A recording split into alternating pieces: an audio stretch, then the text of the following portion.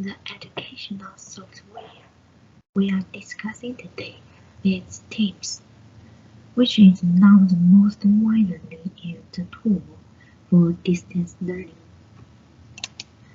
The main feature of Teams, as seen first, is that it can be linked to the school, simplifying the steps for students to take lessons remotely and significantly reducing the extra work for the teacher.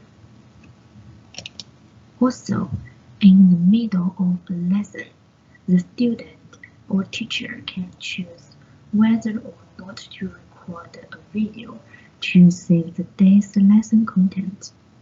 This is less of a bother than an online class, and students can have the option to record and review later. There are two sides to everything, and after seeing its main rule, the disadvantage actually emerge one by one. In such a distance learning environment, it is as if the teacher is seeing a dialogue and is unable to observe students' reaction to a particular point. It is difficult to engage in dialogue and interaction in the same way as in the classroom, and it is difficult to ensure the quality of the lesson. It's also difficult for the teacher to reflect and summarize afterwards without being able to establish whether or not the students have understood the content of the lesson, and just mildly less output from one side. Secondly, this type of educational classroom software requires a high level of self-management from students, who must have a strong sense of self-awareness.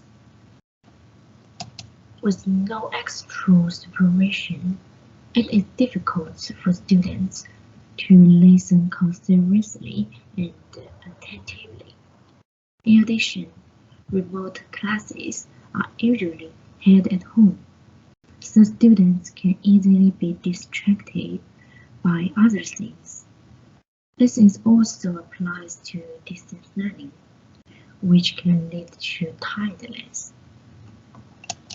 Fencing a stationary machine and staring at the screen for long periods of time can lead to visual stress. The physical person's posture and sometimes boring learning content when using the terminal not only affects learning, but it's also one of the reasons why students are unable to concentrate. Finally, there is the autism that comes with the distance course. The learning environment of a distance course is a relatively self-contained one, where distance learning is done through a set of networked diagrams that communicate with each other, inevitably reducing direct contact with the crowd, often resulting in a lack of communication between teachers and students and between fellow students, which is detrimental to the development of interpersonal skills and can leave students lacking a ability to cooperate and compete. In conclusion, distance learning has always been a phenomenon that has emerged in the exciting environment.